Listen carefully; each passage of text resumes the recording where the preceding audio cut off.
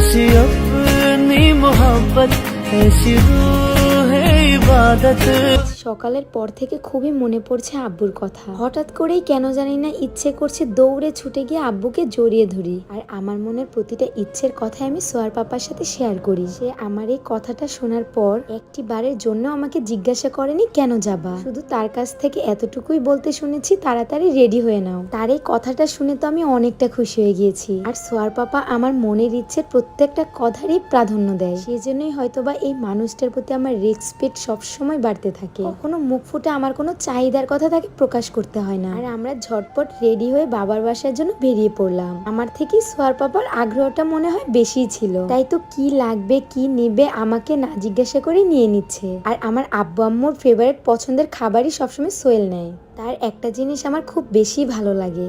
আচ্ছা, কেমন হয় 7 দিনের মধ্যে যদি আপনার ফেসকে আপনি পরিবর্তন করতে পারেন? হ্যাঁ, আমরা আপনাদের জন্য নিয়ে আসছি পার্ল নাইট ক্রিম। আপনি পার্ল নাইট ক্রিম দিয়ে 7 দিনের মধ্যে আপনার ফেসকে পরিবর্তন করতে পারেন। হয়তোবা কথাটা শোনার পর আপনাদের বিশ্বাস নাও হতে পারে। অনেক টাকা তো অনেক কিছুর মধ্যে ব্যয় করেছেন আপনার ফেসের জন্য। আমি আপনাদেরকে সাজেস্ট করতেছি এই একটি ক্রিম ব্যবহার করে দেখুন, ইনশাল্লাহ আপনার পরিবর্তন হবে। এটি দেওয়ার ফলে আপনার ফেস দবদবে ফর্সা হবে, স্কিনের ব্রন কালো দাগ দূর হবে। এই নাইট ক্রিমটি আপনারা পেয়ে যাবেন বিউটি ওয়ার্ল্ড কালেকশন এই পেজ থেকে। পেজটিতে আপনারা ভিজিট করলেই দেখতে পারবেন 10,000-এরও বেশি রিভিউ পোস্ট আছে। আপনাদের সুবিধা ক্ষেত্রে ক্যাপশনে পেজটি আমরা মেনশন করে দিচ্ছি।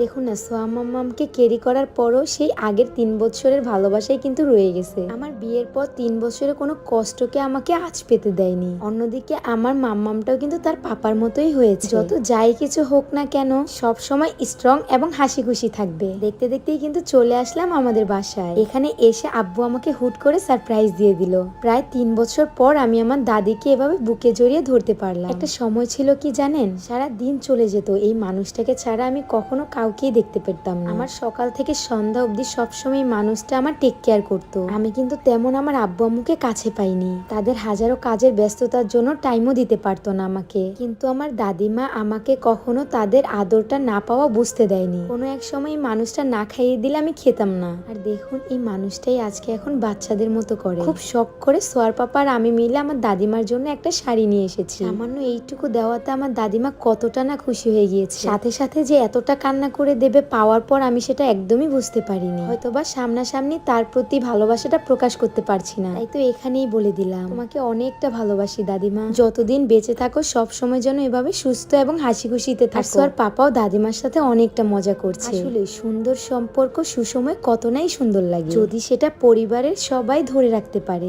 সবাই আমার দাদিমার জন্য একটু দোয়া করবে। আমি আমার আব্বু আম্মুর বাসায় আসার পর আমার যেন মনে হচ্ছিল আমি হয়তোবা এখনো অনেকটা ছোট, কেননা তারা আমাকে এটা বুঝতেই দেয় না যে আমার বিয়ে হয়ে গিয়েছে। সেই সাথে আমার কিউট একটা সোহাম মাম্মামও আছে। দাদিমার কাছে তো আমি এখনো সেই ছোট্টটি আছি। তাই তো আসার পর থেকেই কি খাবো বলে আমাকে পাগল করে দিচ্ছে। ওর পাপা জাস্ট দুষ্টামি করে বললো যে আমি খাবো না। দেখুন কিভাবে আপন মনে তাকে নিয়ে হাত ধুয়ে দিচ্ছে। সত্যি আমার দাদির হাসিটা হয়তোবা কোটি টাকা দিয়েও পূরণ করা যাবে না। এমনিতেও সোয়ার পাপা আমাদের বাসায় আসলে সবার সাথে এত অল্পতেই মিশে যায় যে আমার আব্বু আম্মু মনেই করতে পারে না যে সে এবারই জামাই। সব সময় গর্ব করে বলবে এটা আমার আরেকটা ছেলে। তখনকার অনুভূতিটা হয়তো বলে প্রকাশ করা যাবে না। যাই হোক, আজকে বাবার বাসায় প্রথম দিন। এবার আমি অনেক দিন বেড়াবো। এখানে থেকে আমি কতটা আনন্দ করব সেটাও আপনাদের সাথে শেয়ার করব। তাই তো সবাইকে আরশি শুভ অফিসিয়াল পেজে চোখ রাখতে হবে নেক্সট এর ভিডিও দেখার জন্য। তাই তো সবাই ভালো থাকবেন, সুস্থ থাকবেন। আল্লাহ হাফেজ, টাটা।